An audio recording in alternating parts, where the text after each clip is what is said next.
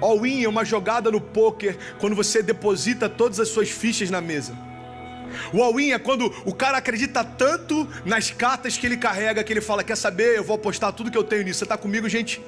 Fica ligado então, não se distrai, ninguém conversa, ninguém andando, por favor. Essa palavra vai liberar destinos aqui hoje. O all-in é quando o cara olha para aquilo que ele carrega e ele fala, cara, quer saber, eu acredito tanto no que eu carrego, que eu vou apostar todas as minhas fichas. Você sabe qual é a primeira chave do all-in que eu quero compartilhar com você para esse nosso estilo de vida? É quando a gente entende que caminhar com Deus é caminhar sem reservas. Caminhar com Deus é caminhar sem guardar, porque não tem expectativa no que vai acontecer amanhã. Caminhar com Deus é como o povo no meio do deserto. O povo por um momento começou a querer guardar o maná. Deus enviava todos os dias o suprimento. O povo começou a querer guardar. Sabe o que acontecia? Apodrecia. Porque é um princípio básico na relação com Deus, se chama dependência. Deus estava ensinando para o povo, não guarda o que eu te dei hoje, porque quando você guarda o que eu te dou hoje, você está dizendo para mim que você tem medo de eu não te dar amanhã. O que Deus está dizendo é o seguinte, ei, o que eu te dou hoje é suficiente para o hoje e o amanhã, fica tranquilo, o mesmo Deus que faz hoje vai fazer amanhã também. Você está comigo? Uma vida sem reservas fala a respeito da gente entender a finitude da nossa existência. Eu sou apaixonado em falar sobre o futuro. Por quê, pastor? Porque uma das maiores crises da minha geração é a ansiedade. A ansiedade nada mais é do que a nossa deficiência em lidar com o futuro. A gente quer enxergar o futuro com a nossa mentalidade de hoje, sempre dá choque.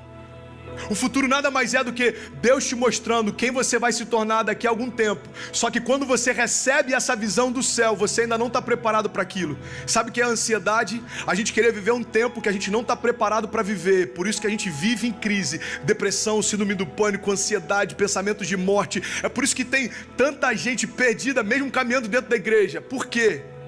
Porque se você não souber lidar com o teu futuro, você vai estar sempre em crise com o teu chamado. Você está comigo?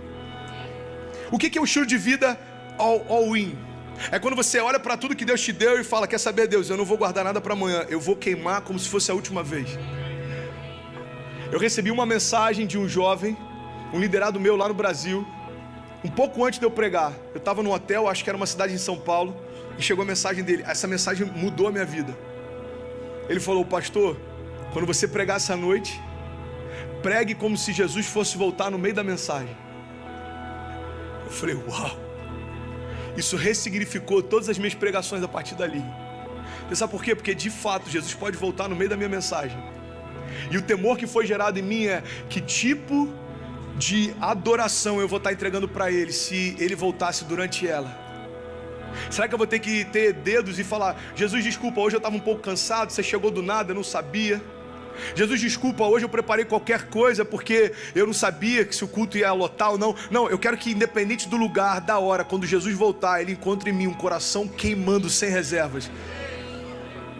É por isso que uma das coisas que me deixa mais angustiado é quando a presença de Deus invade o lugar e tem pessoas apáticas. Pastor, mas e quem não teve experiência? Quem não teve experiência, tudo bem. O problema é quem já teve lá e se contenta com algo abaixo disso.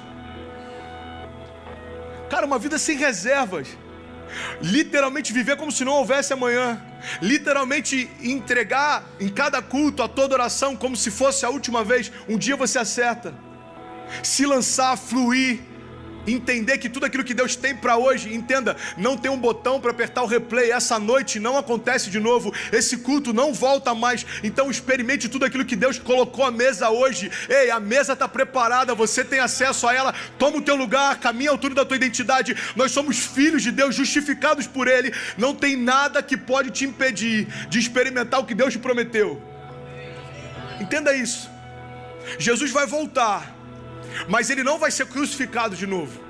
Presta atenção nisso. Você sabe o que isso significa?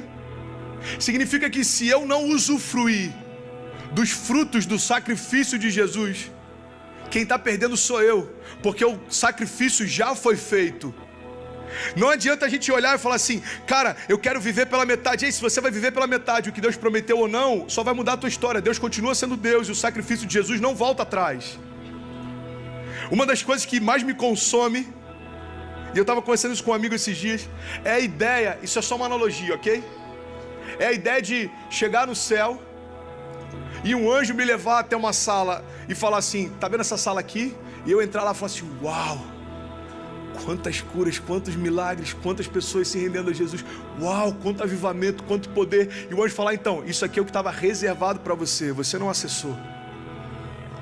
Essa era a dispensa que tinha o teu nome na porta, você nunca abriu ela. Isso é uma vida com reservas. É acreditar que em algum momento eu posso usar as fichas. Não, use todas elas. Você sabe por quê? Porque existe um princípio no Evangelho: aquele que dá a semente ao que semeia.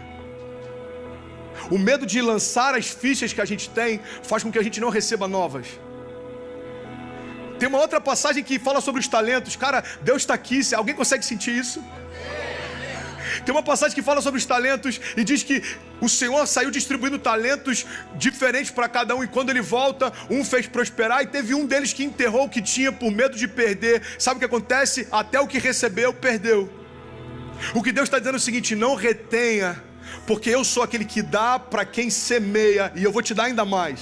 As fichas que eu te dei, entenda isso, as fichas que Deus te dá são dons, talentos, habilidades que você tem que são sobrenaturais. Irmão, vamos ser sinceros, quando você começa a fluir em Deus, uma das coisas mais burras que a gente pode fazer é acreditar que somos nós quem estamos fazendo. Eu lembro das minhas primeiras pregações, eu lembro dos meus primeiros cultos, eu lembro do meu primeiro começo, e quando eu começo a viver milagres, eu não posso chegar e falar: ei Deus, pode deixar, agora eu já aprendi como é que faz, daqui em diante eu vou sozinho. Não.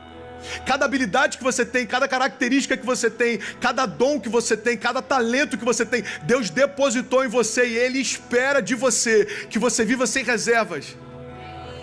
Você tem facilidade em falar outras línguas?